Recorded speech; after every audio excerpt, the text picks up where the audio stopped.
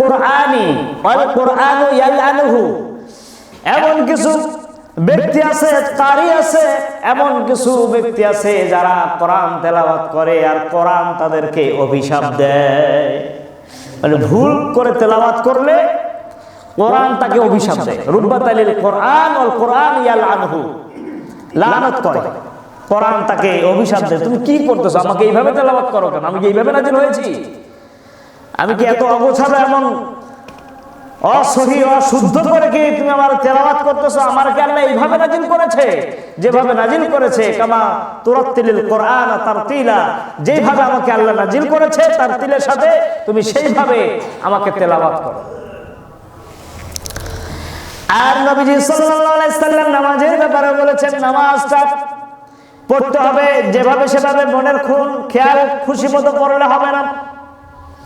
আল্লাহ রাসূল বলেছেন, উসাল্লি কামা রাআইতুমুনি তুসাল্লি কামা রাআইতুমুনি উসাল্লি, তুসাল্লি তুমি নামাজ আদায় করো, কামা রাআইতুমুনি উসাল্লি যেভাবে আমাকে নামাজ পড়তে দেখো। আমাকে যেভাবে নামাজ পড়তে দেখো সেইভাবে তোমরা নামাজ আদায় করবে। এখন আমরা তো রাসূলকে নামাজ আদায় করতে দেখি না, কিভাবে আমরা নামাজ আদায় করব? এই জন্য আমাদেরকে অবশ্যই শিক্ষা অর্জন করতে হবে, নামাজ শিখতে হবে কিভাবে নবীজি নামাজ পড়েছেন।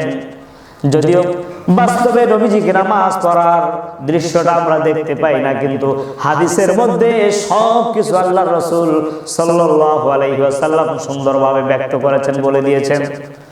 কিভাবে তিনি রুকু করতেন, কিভাবে নামাজে সিজদা আদায় করতেন, কিভাবে রুকু থেকে উঠতেন, কিভাবে আস্তে ধীরে তেলাওয়াত করতেন, রুকুতে যেতেন, রুকু থেকে উঠে আবার সিজদায় যেতেন, সিজদায় কিভাবে সুবহানা রাব্বিয়াল আলা বলতেন, রুকুতে সুবহানা রাব্বিয়াল আযীম বলতেন।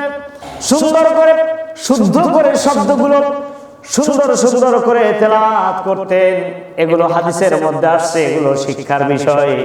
আমাদেরকে ধীর স্থির ভাবে নামাজ আদায় করতে হবে। আল্লাহ রাব্বুল আলামিন বললেন, যখন ওয়ারাত্তিলিল কোরআন তারতিলা, তেলাওয়াত যখন করবা পার তাড়াহুড়া করবা না। কারণ নবীজি সাল্লাল্লাহু আলাইহি ওয়াসাল্লাম বলেছেন যে পৃথিবীতে সবচাইতে শ্রেষ্ঠ চোর, সবচাইতে বড় চোর হলো ওই লোক যে লোকটা তার নামাজের মধ্যে চুরি করে। নামাজের মধ্যে যে চুরি করে ওই লোকটা সবচেয়ে বড় চোর। তাড়াহুড়া করে, রুকু করে না ঠিক মতো, রুকু থেকে সোজা হয়ে দাঁড়ায় না, অমনি আবার সিজদায় চলে যায়। দুই সিজদার মাঝখানে সোজা হয়ে ধীর স্থির ভাবে বসে না, আবার সিজদায় চলে যায়। এইভাবে যখন নামাজের মধ্যে সংক্ষেপ করা হবে, নবীজি বলছেন এটা হচ্ছে সবচাইতে বড় চোর, যে নামাজের মধ্যে চুরি করে। ইন্না সানুলকি আলাইকা কাওলান সাকীলা, আল্লাহ রাব্বুল আলামিন বললেন, আমি তোমার প্রতি অবতীর্ণ করেছি গুরুত্বপূর্ণ বাণী। সাকিল মানে হচ্ছে ভারী, ওজনওয়ালা। এমন এই যে কোরআন তোমার কাছে নাজিল করেছি, যদিও তোমার কাছে মনে হয় অত্যন্ত পাতলা, কিন্তু পাতলা জিনিস না, এটা অনেক ভারী, অনেক ওজন। কারণ কোরআনুল কারীম যখন নাজিল হতো, বিশ্বনবীর উপরে যখন কোরআনুল কারীম নাজিল হতো, নবীজি যখন উটের উপরে চড়ে থাকতেন, ঘোড়ার উপরে চড়ে থাকতেন, তখন যখন কোরআনের আয়াত নাজিল হতো, তখন ওই ঘোড়ার উটটা জমিনে বসে যেত। এত ওজন ছিল। আয়েশা রাদিয়াল্লাহু তাআলা আনহা বলেন, বিশ্বনবী যখন আমার উরুর মধ্যে শুয়েছিল, আমার উরুর মধ্যে যখন মাথা দিয়া শুয়েছিল, এমন সময় আমি অনুভব করলাম মনে হয় আমার এই উরুটা ভেঙে যাবে, এত ওজন হলো। তখন নবীজি সাল্লাল্লাহু আলাইহি সাল্লাম বললেন, এখন আমার কাছে কোরআনের আয়াত নাজিল হলো। এত ওজন কোরআনের আয়াত, একটা আয়াতেরই এত ওজন। যখন আয়াত নাজিল হতো তখন রাসূল সাল্লাল্লাহু আলাইহি সাল্লাম ঘেমে যেতেন। এত ওজনওয়ালা কোরআনুল কারীম, এত ওজন। আল্লাহ বললেন যে তোমার কাছে সহজ কিছু, হালকা কিছু সৃষ্টি করে নাই, নাজিল করে নাই। ইন্না সানুলকি আলাইকা কাওলান সাকীলা, যে কথাগুলো তোমার উপরে নাজিল করতেছি এইগুলো সাধারণ কথা নয়, এই কথাগুলোর অনেক ওজন আছে, অনেক ওয়েট আছে।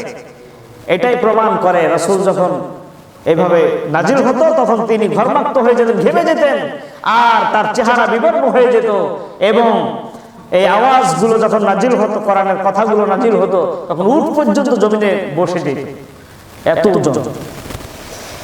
আল্লাহ বলেন ইন্না নাশিয়াতাল লাইলি হিয়া আশাদ্দু ওয়াতওয়ান ওয়া আকওয়ামু কিলা। উপাসনার জন্য রাত্রি জাগরণ কঠিন কাজ। এই শীতের দিনে রাত জেগে জেগে আল্লাহর ইবাদত করা, আল্লাহর কাছে নামাজ আদায় করা সহজ কাজ না কঠিন কাজ? কঠিন কাজ, অত্যন্ত কঠিন কাজ। এটা আল্লাহ বললেন কঠিন কাজ, কিন্তু ইন্না নাশিয়াতাল লাইলি হিয়া আশাদ্দু, তিনি বলেছেন কঠিন কাজ। ওয়াতওয়ামু কিলা, কিন্তু এমন ব্যক্তিদের জন্য সহজ যারা বুঝতে পারে, হৃদয়ঙ্গম করে, যারা অনুভব করে। রাত্রিবেলা অনেক মানুষ, হাজার হাজার লক্ষ লক্ষ কোটি কোটি মানুষ তারা ঘুমের মধ্যে নিয়োজিত থাকবে, কিন্তু এমন কিছু বান্দা যারা আমি আল্লাহর সাথে মোলাকাত করবে, সাক্ষাৎ করবে, নামাজ আদায় করবে, যেই সময়টা আমি আল্লাহর সাথে এমন ব্যক্তিরা সাক্ষাৎ করবে, এটা ওই ব্যক্তিদের জন্য সহজ হবে যারা আমি আল্লাহর ওজন, আমি আল্লাহ রব্বুল আলামিন সম্পর্কে যারা অনুভব করে, জানে। কারণ তিনি পুরো পৃথিবীর নয়, অসংখ্য পৃথিবীর মালিক। তার সাথে আমি যারা দাঁড়াচ্ছি রাত্রিবেলায়, তার সাথে একাকী আমি কথা বলবো নামাজের মধ্যে, ওই ব্যক্তিদের জন্য এটা কঠিন কিছু না, ওটা অত্যন্ত সহজ হয়ে যাবে। আপনি তাহাজ্জুদের অভ্যাস করেন, দেখবেন আপনার জন্য সহজ হয়ে যাবে ওটা। আপনি যদি প্রচন্ড ঘুমের মধ্যে থাকে, অভ্যাস করে ফেলেন তাহাজ্জুদের, দেখবেন ওই প্রচন্ড ঘুম থেকে নির্দিষ্ট সময় হলে জাগিয়ে দিবেন আল্লাহ রাব্বুল আলামিন, আপনাকে সহজ করে দিবেন, আপনাকে সাহায্য করবেন। কিন্তু এই অভ্যাস শুরু করার, আমরা ফজর নামাজই পড়তে চাই, আর তো তাহাজ্জুদ অনেক দূরের কথা। হ্যাঁ, পড়া লাগবে। আল্লাহ রাসূলকে বলেছেন তুমি দিনের বেলা অসংখ্য কাজে কামে নিয়োজিত থাকো, আর রাত্রিটা আমার ইবাদত করো। তুমি দিনের কাজে, দুনিয়ার কাজে, দিনের বেলায় বিভিন্ন কাজে ব্যস্ত থাকো, আসছে পরে তিনি ব্যস্ত থাকার কথা বলেছেন, এটা আগেই তিনি জানিয়ে দিয়েছেন। তুমি দিনে অনেক ব্যস্ত, এই জন্য তুমি আমার উপাসনা করতে পারো না, আমার সাথে একাকী কথা বলতে পারো না, আলোচনা করতে পারো না, আমার সাথে দুঃখের সুখের কথাগুলো তুমি বলতে পারো না। তুমি রাত্রিবেলা যখন হয় তখন তুমি আমার সাথে তোমার সুখ দুঃখের যত কথা আছে তুমি আমার কাছে বলবা। ইন্না লাকা ফিন নাহারি সাবহান তাবিলা, আল্লাহ বললেন দিবা ভাগে রয়েছে তোমার বহুত কাজ। দিনের বেলায় তুমি অনেক কাজে ব্যস্ত থাকো, এজন্য তুমি রাত্রির কিছু অংশ আমার সাথে তুমি সাক্ষাৎ করো। ওয়াযকুর ইসমা রাব্বিকা ওয়া তাবাত্তাল ইলাইহি তাবতীলা, তাই তোমার রবের নাম স্মরণ করো এবং একাগ্রভাবে তাতে মগ্ন হও। এজন্য তুমি রাত্রিবেলায় আমার ইবাদত করবে, কারণ রাত্রিবেলায় একাগ্রতাটা তোমার বেশি হবে দিনের সমস্ত কোলাহল, বিভিন্ন সাউন্ড, বিভিন্ন শব্দ থেকে। যখন রাত্রি একাকী হবে, কোনো শব্দ নাই, নিঃশব্দে শুধু রবের সাথে কথা বলার সুযোগ তুমি পাবে। ও মুহাম্মদ, তোমার ওই কম্বল মুড়ু দিয়ে থাকার সময় নাই, কম্বল দিয়ে লেপ মুড়ু দিয়ে আর থাকার সময় নাই। তুমি উঠে দাঁড়াও, রাত্রিতে আমার ইবাদত করো, আর দিনের বেলা আমার দিনের কাজ করতে থাকো, ব্যস্ত থাকো দিনের বেলায়। রাত্রিতে আমার সাথে কথোপকথন করো। তবে মনে রাখবা, রব্বুল মাশরিকি ওয়াল মাগরিবি লা ইলাহা ইল্লা হুয়া ফাত্তাখিযহু ওয়াকিলা, তিনি পূর্ব এবং পশ্চিমের অধিকর্তা, তিনি ভিন্ন কোনো উপাস্য নাই। তুমি কার দিকে যাবা?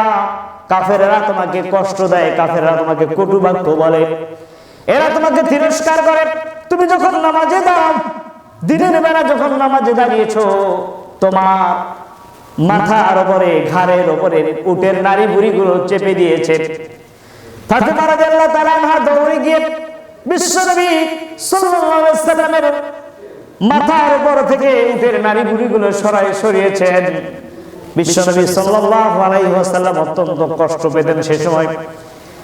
কেউ তাকে সাহায্য করেনি, সহযোগিতা করেনি, কষ্ট দিয়েছে। আল্লাহ রাব্বুল আলামিন বললেন, স্মরণ করিয়ে দিলেন, তুমি ভুলে যেও না, তুমি এমন একজন ব্যক্তির, এমন একজন সত্তার ইবাদত করতেছো, তিনি মাশরিক আর মাগরিব সব কিছুর অধিকর্তা হচ্ছেন তোমার রব। তুমি এমন রবের ইবাদত করো, এমন রবের উপাস্য করো, তুমি টেনশন করো না, চিন্তা করো না।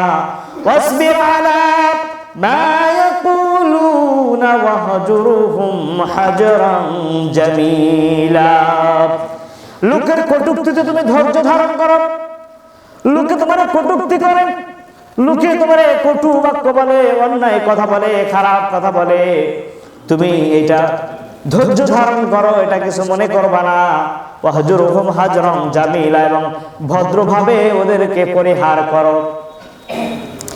কটু কথা বলতো যখন বিশ্বনবী সাল্লাল্লাহু আলাইহি ওয়াসাল্লামের উপরে কোরআন কারীমের আয়াত নাযিল হওয়া কিছু সময়ের জন্য বন্ধ ছিল, ওই সময় আবুল আহাবের স্ত্রী মুহাম্মদ সাল্লাল্লাহু আলাইহি ওয়াসাল্লামকে কটু কথা বলতো, বিভিন্ন বাক্য বলতো। কিভাবে? এই আবুল আহাবের স্ত্রী বলতো, মুহাম্মাদের কাছে ওই নামুস শয়তানটা কি আর আসে না? মুহাম্মাদের কাছে যে নামুস শয়তান আসতো, এইভাবে গালি দিত যে ওই শয়তান কি আর মুহাম্মাদের কাছে আসে না? কোরআনের আয়াত আর নাযিল করে না? মুহাম্মদ এখন চুপি সারে থাকে, মুহাম্মদ এখন চুপ করে থাকে কেন? মুহাম্মদ তো কিছুই বলে না, ওর কাছে কি আর ওই শয়তান নামুস শয়তান আসে না?